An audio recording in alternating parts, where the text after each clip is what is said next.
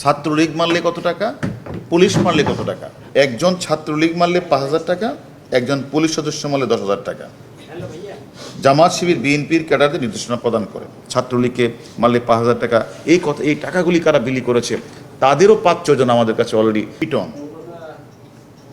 তিনি উপরের নির্দেশ পান মেসেজের মাধ্যমে লন্ডন থেকে, যে তুমি এই একটা ঘোষণা দিয়ে দাও যে ভাঙচুর করলে কত টাকা, আগুন লাগালে কত টাকা, ছাত্রলীগ মারলে কত টাকা, পুলিশ মারলে কত টাকা। তার ধারাবাহিকতায় নূরে আলম সিদ্দিকী পিঠন তার দোলাভাই আব্দুল আজিজকে দায়িত্ব প্রদান করে। সেই দায়িত্ব প্রদানের প্রেক্ষিতে তারা সেটা ঘোষণা করলেন যে একজন ছাত্রলীগ মারলে ৫,০০০ টাকা, একজন পুলিশ সদস্য মারলে ১০,০০০ টাকা। জামাত শিবির বিএনপির ক্যাডারদের নির্দেশনা প্রদান করে।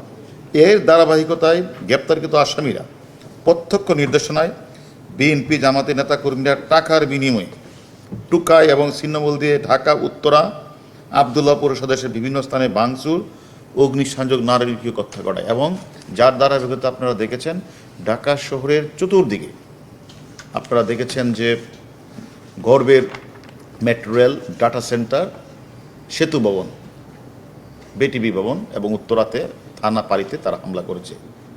এবং শুধু থায় না, গতকাল আপনারা দেখেছেন যে ওই সেতু ভবনে যারা হামলাটা করেছিল তাদেরকে ভিডিও ফুটেজের মাধ্যমে ধরে আমরা তাদেরকে ধরে নিয়ে আসছি, তারা স্বীকার করেছে।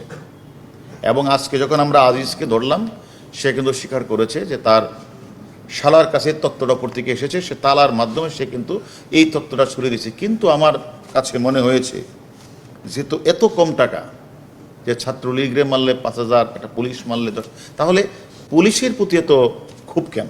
বাংলাদেশ পুলিশ একটি গণতান্ত্রিক নির্বাচিত সরকারের বিরুদ্ধে বারবার তারা যে হামলাটা করে, যারা সাধারণ মানুষকে, গার্মেন্টস শিল্পীকে অনষ্ট করে এবং বিভিন্ন রাষ্ট্রীয় স্থাপনাগুলি, বেসরকারি স্থাপনাগুলি নষ্ট করে, সেটার বিরুদ্ধে কিন্তু পুলিশ সবসময় কাজ করে। তাই তাদের কাছে এখন পুলিশ হয়েছে টার্গেট, যে পুলিশকে যদি ডিমোরালাইজ করা যায়, পুলিশের মনোবল যদি ভেঙে দেওয়া যায়, তাহলেই একমাত্র সম্ভব এদেশের স্বাধীনতার পরাজ্য শক্তি, তারা যে জামাত শিবির চক্র এবং তাদের বিএনপি, তারা যে তাদের ষড়যন্ত্রটা সফল হবে। আমাদের এই পুলিশ সদস্যকে যারা হত্যা করেছে তাদের প্রত্যেকের নাম নাম্বার আমরা পেয়েছি। তাদেরকে আমরা আপনাদের কাছে কথা দিচ্ছি, যত দ্রুত সম্ভব তাদেরকে ধরে এনে আমরা আইনের আওতায় দাঁড় করাবই, এটা আমরা আপনাদের সামনে বলছি।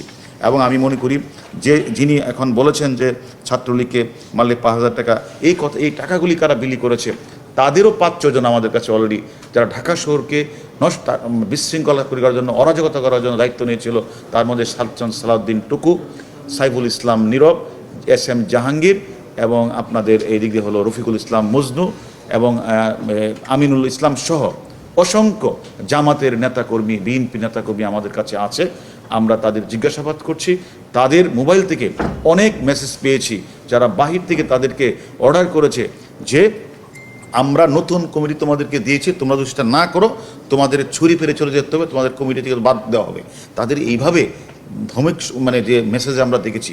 শুধু তা না, ২৮ অক্টোবরের পরে যারা বিভিন্ন জায়গায় অগ্নিসংযোগ করেছে, রেল লাইনে আগুন লাগিয়েছে, জীবন্ত মানুষকে পুড়িয়ে মেরেছে, আমাদের পুলিশ হাসপাতাল, পুলিশকে হত্যা করেছে, পুলিশ হাসপাতালে হামলা করেছে, প্রধান বিচারপতির বাসভবনে হামলা করেছে, এই সকল লোকগুলিকে তারা বেছে বেছে বর্তমান কমিটিতে তারা স্থান দিয়েছে, যাতে আবারও যেন একটা অরাজকতা সৃষ্টি করে দেশের মধ্যে একটা পরিবেশ, স্বাভাবিক পরিবেশ বিনষ্ট করতেছে। আমরা এখন বাংলাদেশ, আমি মনে করি আমাদের বিভিন্ন জায়গাগুলিতে আমাদের অভিযান চলছে। আমাদের ডিবি সহ থানা পুলিশ প্রত্যেকটা টিম বিভিন্ন মহল্লা আমরা অভিযান পরিচালনা করছি।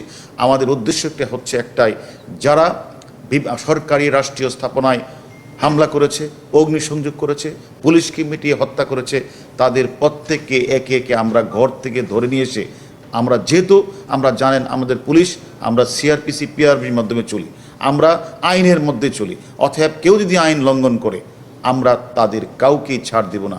এবং এটাও আপনাদের বলে দেই, কাউকে অহেতুক হয়রানি করা হবে না, এটাও আমরা আপনাদের বলেছি। যদি এরকম কোনো সংবাদ পান কাউকে অহেতুক আমাদের কোনো পুলিশ হয়রানি করছে, ধরে এনে ছেড়ে দিচ্ছে, সেটাও আপনারা আমাদেরকে জানাবেন।